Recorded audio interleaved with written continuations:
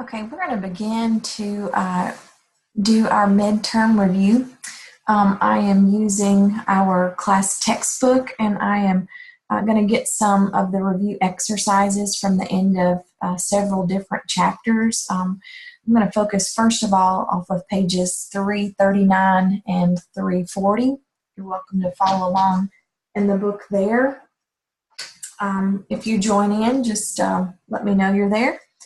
We're just going to do several review problems just that you have worked throughout the first few weeks of our course, just to refresh your memory on some of these types of problems.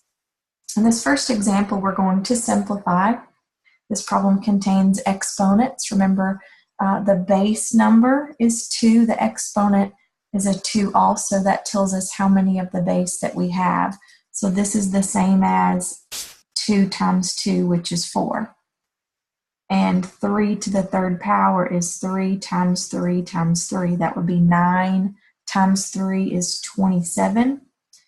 And I will be multiplying 4 times 27 times 5. If I multiply 4 times 5 first, that would be 20. I can do that because of the commutative property of multiplication. And then I can multiply 27 times 20, doubling 27, I get 54. And just add a 0 at the end. That would be 540. Number 2 also involves order of operations. Remember, we work parentheses, then any exponents. We multiply or divide from left to right, and then we'll add or subtract from left to right. So with the parentheses, I'm going to begin by subtracting 5 minus 2, and that would be 3. Then I have to multiply 32 times 3, that would be 96. And then I'm actually going to undo what I just did there by dividing by 3. I get 32, and then we'll add that 5 at the end, and that equals 37. In this next example, I want to review least common multiple and the greatest common factor because these get confused quite a bit. The least common multiple is the smallest number that 24 and 40 will divide evenly into. I could take a moment and list all of their multiples until I found a common one, but when my numbers are bigger, we see that possibly finding the prime factorization of each number will help me get to that least common multiple more quickly. So if I do the prime factorization of 24, that would be 4 times 6, which is 2 times 2, and 2 times 3. All right, so 24 is 3 2s and a 3. If I factor 40, that would be 4 times 10, which is 2 times 2 times 2 times 5. So 40 has 3 2s also and a 5.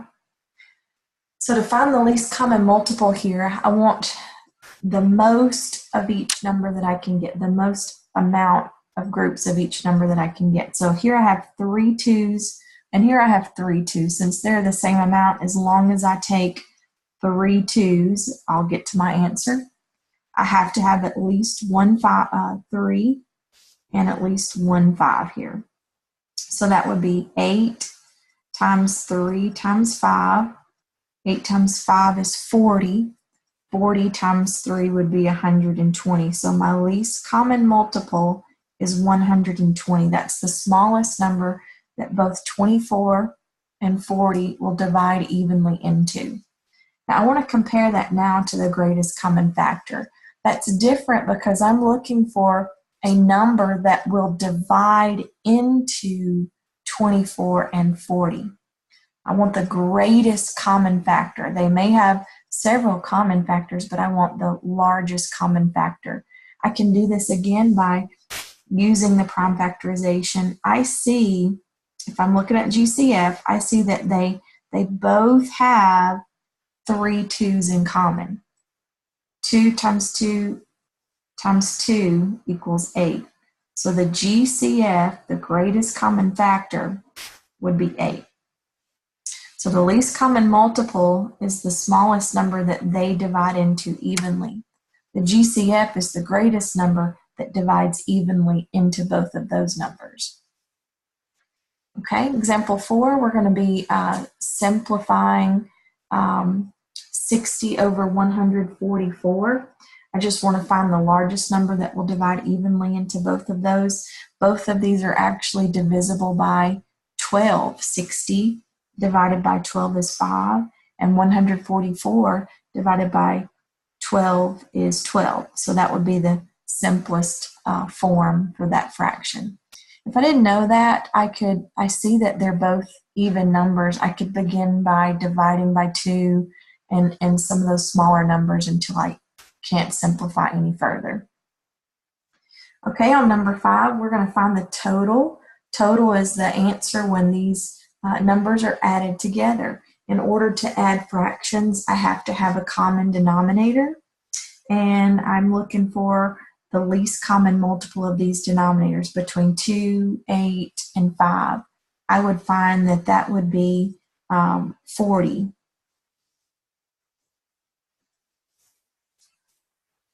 All three numbers will divide into 40 evenly. So 2 times 20 is 40, so 1 times 20 would be 20. 8 times 5 is 40, so 3 times 5 is 15. 5 times 8 is 40, so 8 times 1 equals 8.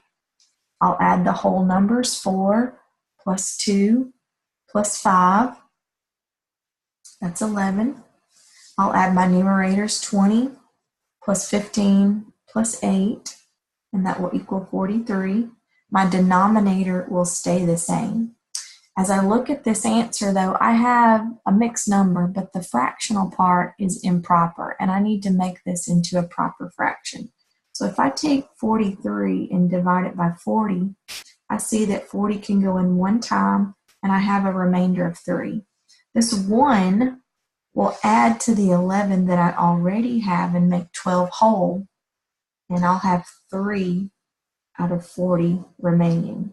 So 12 and 3/40 will be the answer. Just like when I add fractions, when I subtract them, I also have to have a common denominator. So I want to find a number that 8 and 12 will both divide evenly into. I can just think of those factors. 12 times 1 is 12, 12 times 2 is 24, and I can stop right there because 8 also goes into 24 3 times. So 5 times 3 is 15. 12 times 2 is 24, so 11 times 2 is 22. All right, now I know I can subtract 7 from 12, but I cannot subtract 22 from 15. So what I'm going to have to do in this problem is borrow 1 whole, and I'll add that 1 whole in its fraction form, 24 over 24. If I add 24 to 15, that will make 39. So now I've just really kind of unreduced this fraction temporarily. I have 11 and 39 over 24 so that I can subtract these numbers. 11 minus 7 is 4, and 39 minus 22 would be 17. And my denominator will stay the same. I can't simplify that any further. So that would be my final answer.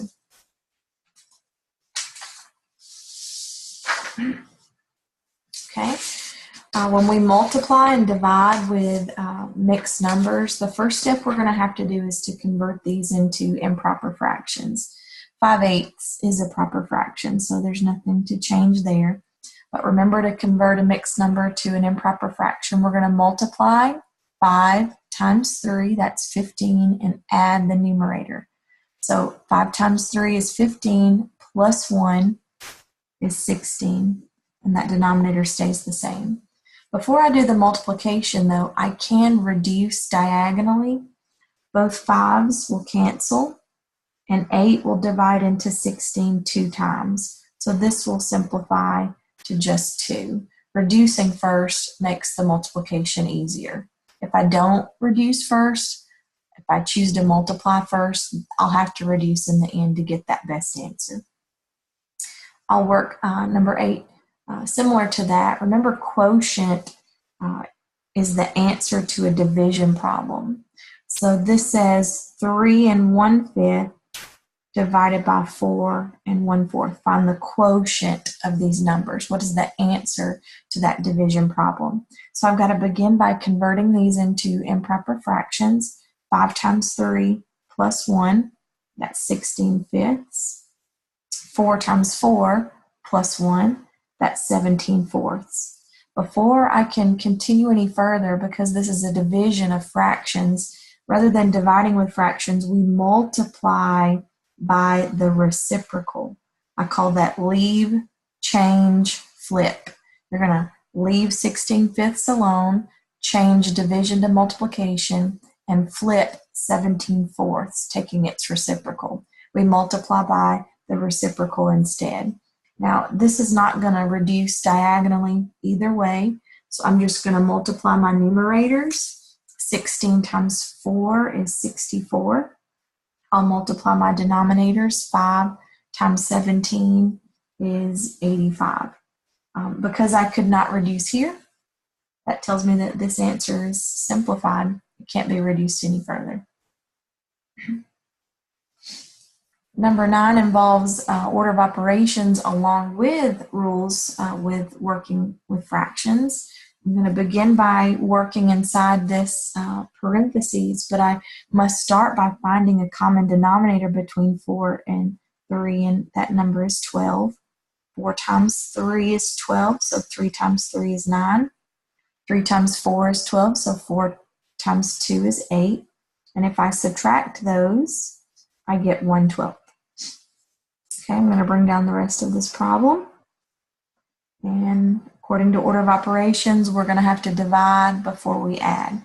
So once again, we've got leave, change, flip. We're going to multiply by the reciprocal. Since 8 and 12 are both divisible by 4, I'm going to reduce first. 4 goes into 8 twice. 4 goes into 12 3 times, and that would be 15/2. Okay, I'm going to leave that improper for just a moment, and I'm going to add that now to 3/4. I'll need to get a common denominator. I can do that by multiplying the top and bottom by 2. That will be 30/4 plus 3/4 equals 33/4. Now, I don't want to leave my answer as an improper fraction unless it asks for it, so I'm going to simplify this completely. 4 will divide into 33 8 times. That goes in 32 with 1 remaining. So this answer would be 8 1/4.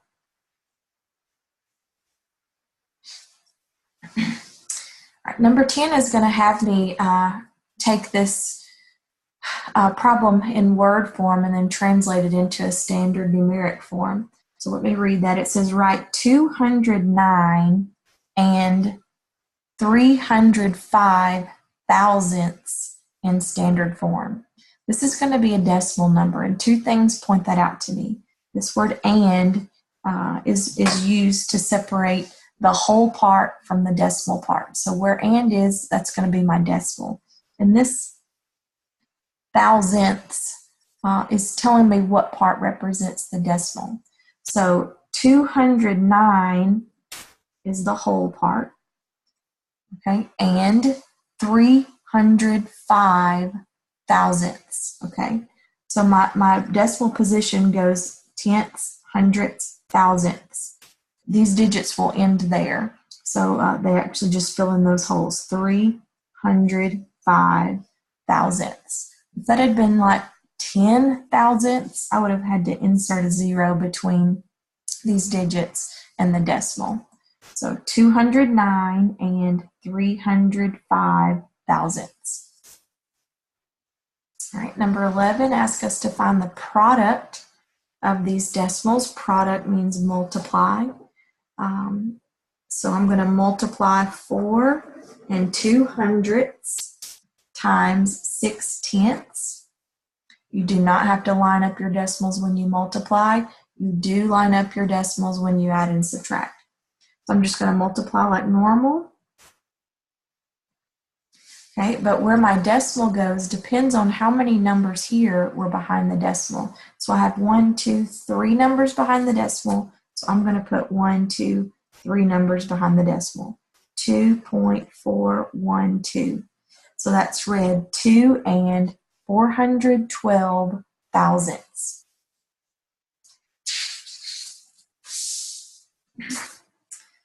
Okay, just continuing to work here.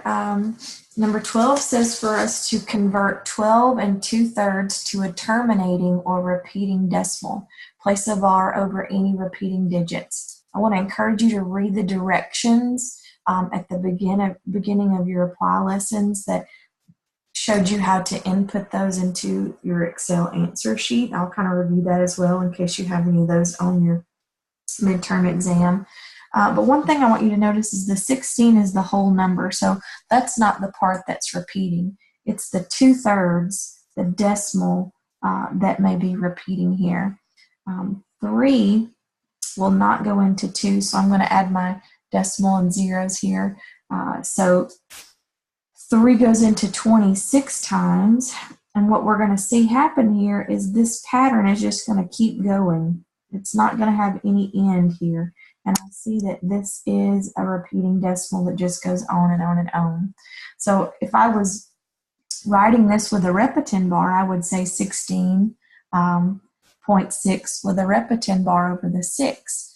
When I put this in the Excel answer sheet, what it's going to want you to do to indicate that it's a repeating decimal is to list out at least to list out 3 of those numbers with some dots to indicate that that is a repeating decimal. So that's how you would put it in your Excel answer sheet. If you have any of those in the future, your midterm, I believe, is multiple choice, so that may not be an issue. But just so you know, this is how we would write with the Repetin bar, but to indicate that that decimal is repeating, it continues to go on. Number 13 reviews unit rate. Okay, I want to find the miles for 1 gallon of gas. So we'll take 330 miles and divide that by 12.5 gallons of gas. 330 divided by 12.5 would be 26.4, and I'll label that miles per gallon. So that tells me how many miles I can go on just 1 gallon of gas. That's how a unit rate works. You want per 1 unit. So 26.4 miles per gallon. Remember, we can solve a proportion by cross multiplying. Proportions state that 2 ratios are equal to each other. So if I want to find this missing value, I'm going to cross multiply. 25 times some number will equal 5 times 16. And then I'm going to divide by the number in front of the variable here. So I get n equals 3.2.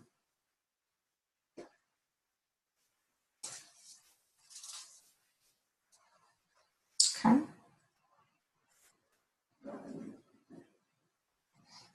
I could check that if I wanted to substitute that back into this equation. 3.2 divided by 5 and 16 divided by 25. If these fractions are equal to each other, that proves that this is proportional. All right, number 15 says to write 4/5 as a percent. One way to convert a fraction to a percent is to find out an equivalent fraction that has a denominator of 100. I can do that here because 5 times 20 is 100 and 4 times 20 is 80. So that numerator tells me my percentage, 80%. Remember, percent means per 100. Another way to do that, because not every fraction is easy to work in that way, I can divide 4 by 5, adding my decimal and 0. 5 will not go into 4, but it goes into 48 times. And remember, if I multiply by 100, I can shift that decimal over 2 spaces, and it would also give me the answer 80%. These next few problems are going to have me translate these statements into an equation that will allow me to solve for the missing part. Remember, is means equals and of means to multiply. So 8 equals 10% of what number? So to find that number, I'm going to begin by converting my percent to a fraction or a decimal. If I divide by 10, that moves my decimal back 2 spaces. I'm going to solve for W by dividing by 0.1 or 1/10. 8 divided by 0.1 is the same as 80. Make sure you give an answer based on what it asked for. If it said what percent, your answer would need to be in a percent form. If it said what fraction or what decimal, just make sure you give your answer in the form that it is asked of you. Number 17, what is 38% of 43? In this problem, it's just going to involve me multiplying the numbers that I know, but I'll start off by converting my percent to a decimal. So 0.38 times 43 equals 16.34. A couple more of these. What percent of 75 is 30? So I'm looking for a percent here. I'm going to divide 30 by 75. We always divide by the number in front of the variable. Okay, and that equals 0.4. That's a decimal answer. It didn't ask for a fraction or a decimal, it asked for a percent. So if I multiply that by 100, that'll shift the decimal over 2 spaces, and that's equivalent to 40%. Right, 19 says a salesperson at a department store receives $100 per week plus 2% commission on sales. Find the income for a week in which he had $27,500 in sales. So I'm going to begin by turning my percent into a decimal. That would be 0.02. We're going to multiply that times his sales that week. So 2% times $27,500. He has $550 that he made off of that commission, plus $100 for that week. So that would give us a total of $650 that week in sales, and with that base of 100. Number 20 says a life insurance policy costs $8.15 for every $1,000 of insurance. At this rate, what is the cost for $50,000 of life insurance? As I read this, I recognize this as having proportionality, so I can take the cost for the amount, okay? So what is it going to cost for $50,000 worth of insurance? And so I can cross multiply here. 1,000x equals $8.15 times 50,000. That would be 407,500. And then we're going to divide that by 1,000. And so that would give us an amount of $407.50.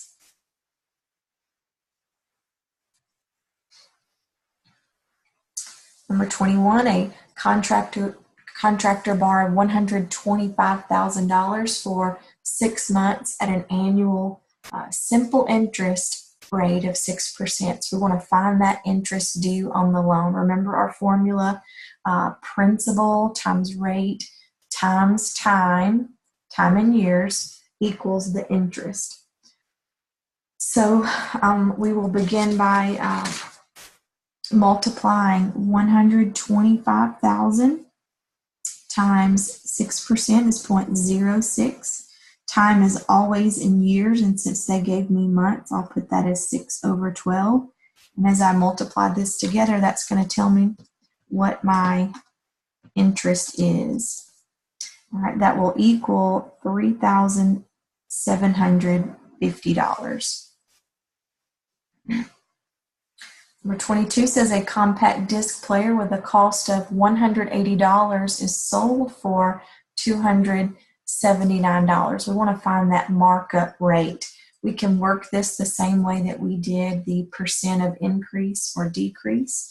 That formula has me find the amount of increase. How much did this increase? I can find that by subtracting 270 by 180, and we see that it increased $99. We will divide that by the original amount, and that gives me 0.55, which is the same as 55%. So that was the markup rate. That's looking for the percentage that that disc player was marked up. Okay, I've got just some different random problems that maybe we didn't cover in that end of the chapter review. So we'll just go through several of these in the time that we have remaining. Okay, so write 65.0309 in words. Okay, so if we're going to write this in words, we will begin by the whole part. So that would be 65. We hyphenate these numbers. For the decimal, we write an and. Then we need to recognize the place value that this goes out to. This number is 309, but it's in the tenths, hundredths, thousandths, 10,000ths position. So we've got 65 and 309 10,000ths. And notice this ends with a THS, okay? 65 and 309 10,000ths. Tenths, hundredths, thousandths, 10,000ths position. Okay? Be sure to put that and in the correct spot and to end that with our correct place value position. All right, number 24. I just want to go over these symbols for just a minute. This symbol means less than, and this is greater than. All right, so I want to know which one is going to open up to the larger number, basically. So 8/9, if I divide 8 by 9, okay, that will convert to actually 0.8 with the bar over it. So that's like 0.888. It just keeps going. We don't look at decimals like which one has the most numbers in it. That's not how we compare decimals. We could actually line these up and look at the place value position, because I can always add a 0 at the end, you know, to tag along there as far as size goes. That's not a problem. But I look at place value. 9 is more than 8. So that tells me that 9800ths is bigger than 8/9. So we read this, 8/9 is less than 9800ths. Okay, number 25, we want to write 22/5 as a mixed number. Remember, we can divide that numerator by the denominator. 5 goes into 22 4 times with a remainder of 2. So that answer would be 4 2/5. To convert to a mixed number to an improper fraction, we multiply and then we add. So 8 times 4 is 32, plus 5 equals 37, and the denominator stays the same. Okay. I'll skip over 27 since we've worked one like that before and try to cover just a couple of others, different problems. Number 28 says you have a checking account balance of $814.35. You then write checks for $42.98, $16.43, and $137.56. Find your checking account balance after you write checks. Remember, deposits add to the balance. Writing checks, debits, they take away. So you can calculate this by taking your current balance and subtracting those transactions. You can do that one at a time, or you could actually add up all the checks and then subtract. Okay, so you'll subtract those amounts from your balance, and then afterwards you will have a new balance of $617.38.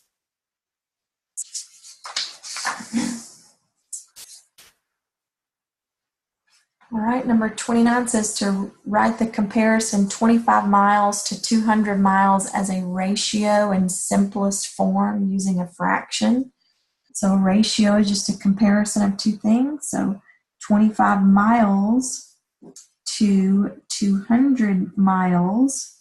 All right, I can reduce this. I know that both of these are divisible by 5, so I could start there. 5 goes into 25 5 times, and 5 goes into 240 times, but these numbers are still divisible by 5, so I can reduce that down all the way to 1 over 8.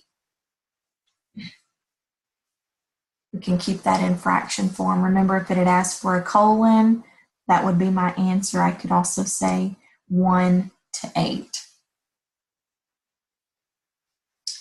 30, a car traveled 457.6 miles in 8 hours. Find the car's speed in miles per hour. So I'm going to take the miles and divide it by the number of hours to get that unit rate. 457.6 divided by 8 is 57.2 miles per hour. If it asks to round to the nearest whole mile, since 2 is less than 5, that would round down to 57 miles per hour if it asks to round to the nearest whole mile. So just read the directions carefully about how to round your answers so you give that in the correct form.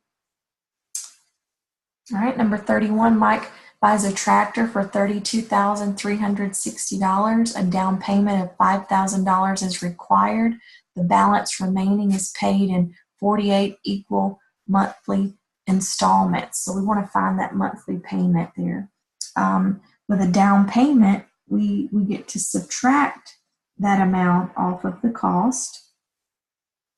All right, so 32,360 minus 5,000 would be 27,360, and I'm going to divide that by 48 to see what those monthly payments would be, and that totals to be $570. 32 says the dosage of a certain medication is half an ounce for every 50 pounds of body weight. So how many ounces of this medication are required for a person who weighs 160 pounds? Give your answer as a decimal. So this is a ratio. I can set up a proportion. A half an ounce for 50 pounds has to equal how many ounces for 160 pounds? Let's make sure we're consistent in how we set up each side. Ounce over pounds has to equal ounce over pounds. And so we can cross multiply. 50 times x equals 1/2 of 160, that's 80. And if I divide by 50, okay, x will equal 1.6 ounces. It said give that answer as a decimal, and that's how I'll leave that. Be careful on a question like 33. Read that carefully. It says a survey of 300 people showed that 165 people favored a certain candidate for mayor. But what percent of the people surveyed did not favor this candidate? So if I subtract 165 from 300, I will get 135 people did not favor him out of a total of 300. If I divide that, I get 0.45, which is the same as 45%. So be real careful that you read this and give the part that it's asking for. If this was the case, 55% would have favored him, but the question asked what percent did not favor this candidate. All right, last problem of the night. According to a recent study, cable households watch television 36.5% of the time. On average, how many hours per week do cable households spend watching TV? A couple of things I need to know. There are 24 hours in a day and 7 days a week. So 24 times 7 is 168. right? And so if 36.5% of the time we're watching TV, I'm going to convert that into a decimal, moving that decimal back 2 spaces, multiply that, and that would equal 61.32. It says round to the nearest tenth, so 2 is less than 5, so that will stay a 3, and that label will be hours. So 61 3/10 hours per week do households spend watching TV.